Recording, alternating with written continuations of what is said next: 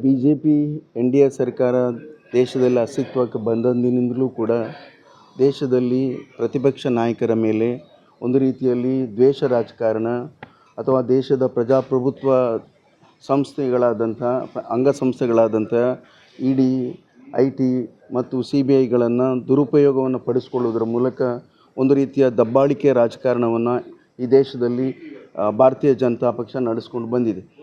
ಇದರ ಇತಿಹಾಸದ ಒಂದು ಭಾಗವಾಗಿ ನ್ಯಾಷನಲ್ ಹೆರಾಲ್ಡ್ ಪ್ರಶ್ನೆಯನ್ನು ಅದು ಇವತ್ತು ಪ್ರಾರಂಭ ಮಾಡಿದೆ. ನ್ಯಾಷನಲ್ ಹೆರಾಲ್ಡ್ ಸಂಸ್ಥೆಯನ್ನು ಹುಟ್ಟುಹಾಕಿದವರು ನಮ್ಮ ದೇಶದ ಸ್ವಾತಂತ್ರ್ಯ ಸಂಗ್ರಾಮದ ಸಂದರ್ಭದಲ್ಲಿ ಶ್ರೀಯುತ ಪ್ರಥಮ ಪ್ರಧಾನಿ ಪಂಡಿತ್ ಜವಾಹರ್ಲಾಲ್ ನೆಹರೂರವರು. ಅದರ ನಂತರ ಆ ಸಂಸ್ಥೆಯಲ್ಲಿ ನ್ಯಾಷನಲ್ ಹೆರಾಲ್ಡ್ ಪತ್ರಿಕೆ ಬಹಳಷ್ಟು ಪ್ರಚಾರದಲ್ಲಿತ್ತು.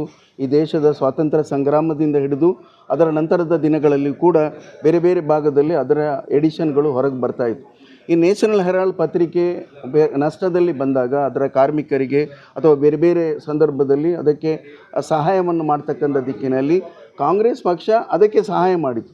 ಕಾಂಗ್ರೆಸ್ ಪಕ್ಷ ನ್ಯಾಷನಲ್ ಹೆರಾಲ್ಡ್ಗೆ ಆರ್ಥಿಕವಾಗಿರ್ತಕ್ಕಂಥ ಮುಗ್ಗಟ್ಟಿನಲ್ಲಿದ್ದಾಗ ಸಹಾಯ ಮಾಡಿರ್ತಕ್ಕಂಥದ್ದು ಇತಿಹಾಸ. ಆವತ್ತಿನ ದಿನಗಳಲ್ಲಿ ಶ್ರೀಮತಿ ಸೋನಿಯಾ ಗಾಂಧಿಯವರು ಕಾಂಗ್ರೆಸ್ ಅಧ್ಯಕ್ಷರಾಗಿದ್ದರು. ಆಮೇಲೆ ರಾಹುಲ್ ಗಾಂಧಿಯವರು ಕಾಂಗ್ರೆಸ್ ಅಧ್ಯಕ್ಷರಾಗಿದ್ದರು. ಅದರ ನಂತರ ಇವತ್ತು ಮಲ್ಲಿಕಾರ್ಜುನ್ ಖರ್ಗೆ ಅವರು ಕಾಂಗ್ರೆಸ್ ಅಧ್ಯಕ್ಷರಾಗಿದ್ದಾರೆ.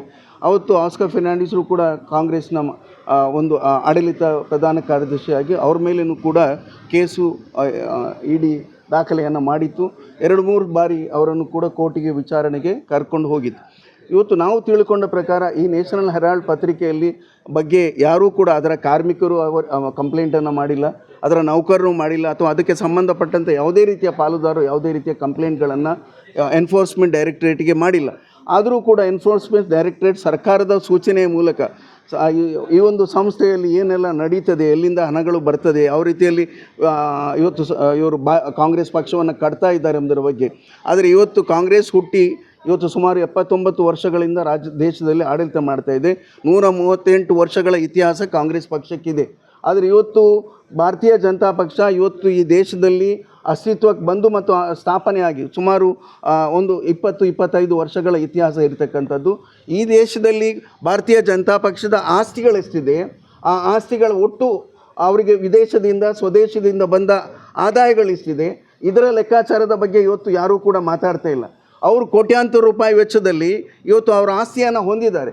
ಅದರ ಸ್ಟ್ಯಾಟಿಸ್ಟಿಕ್ಸ್ ಬೇಕಿದ್ರೆ ನಾವು ಬೇರೆ ಸಂದರ್ಭದಲ್ಲಿ ತಮಗೆ ಕೊಡ್ಲಿಕ್ಕೆ ತಯಾರಿದ್ದೇವೆ. ಆ ಆಸ್ತಿಯ ಬಗ್ಗೆ ಯಾರೂ ವಿಚಾರಣೆಗಳನ್ನು ಮಾಡ್ತಾ ಇಲ್ಲ. ಆದರೆ ಇದೊಂದು ಮೂಲಭೂತವಾದಂಥ ಉದ್ದೇಶ ಭಾರತೀಯ ಜನತಾ ಪಕ್ಷದ್ದು, ಜನರ ಮನಸ್ಸುಗಳನ್ನು ಬೇರೆಡೆಗೆ ಒಯ್ತಕ್ಕಂಥದ್ದು. ಒಂದು ರೀತಿಯಲ್ಲಿ ದೇಶದಲ್ಲಿ ಏನು ಬೆಲೆ ಏರಿಕೆಯನ್ನು ನಿಯಂತ್ರಣ ಮಾಡಲಿಕ್ಕೆ ಆಗ್ತಾ ಇಲ್ಲ. ಚಿನ್ನದ ಬೆಲೆ UPA 2 ಸರ್ಕಾರಗಳು ಇರುವಂಥ ಸಂದರ್ಭದಲ್ಲಿ ಚಿನ್ನದ ಬೆಲೆ 1 ಗ್ರಾಮಿಗೆ 2,500 ರೂಪಾಯಿ ಇತ್ತು.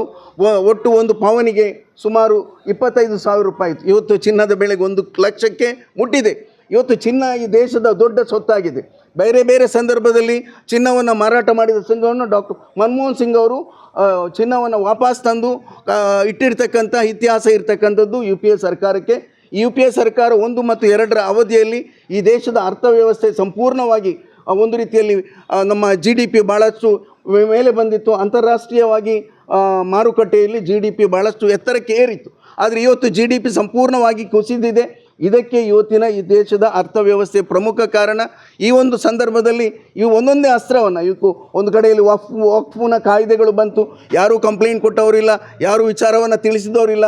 ಆದರೂ ಕೂಡ ಆ ವಕ್ಫ್ ಮಸೂದೆಯನ್ನು ಅಥವಾ ಯಾರಾದರೂ ಒಬ್ಬ ಖಾಸಗಿ ಪಾರ್ಲಿಮೆಂಟ್ ಸದಸ್ಯ ಆ ಬಿಲ್ಲನ್ನು ಮೂವ್ ಮಾಡಿದ್ದು ಇತಿಹಾಸ ಇಲ್ಲ. ಅಂಥ ಸಂದರ್ಭದಲ್ಲಿ ಎಲ್ಲೆಲ್ಲಿ ಸಮಾಜವನ್ನು ಒಡೀಲಿಕ್ಕೆ ಸಾಧ್ಯ ಇದೆ ಅಂಥ ಹೊಡಿತಕ್ಕಂಥ ದಿಕ್ಕಿನಲ್ಲಿ ಈ ಎಲ್ಲ ಕೆಲಸ ಕಾರ್ಯಗಳನ್ನು ಕೂಡ ಇವತ್ತು ಪ್ರತಿಪಕ್ಷದ ಮೇಲೆ ಒಂದು ರೀತಿಯಲ್ಲಿ ಅಸ್ತ್ರವನ್ನು ಭಾರತೀಯ ಜನತಾ ಪಕ್ಷ ಪ್ರಯೋಗ ಮಾಡ್ತಾ ಇದೆ. ಆದರೆ ಈ ದೇಶದ ಜನ ಭಾಳ ಎಚ್ಚರಿಕೆಯಿಂದ ಇದನ್ನು ಗಮನಿಸ್ತಾ ಇದ್ದಾರೆ.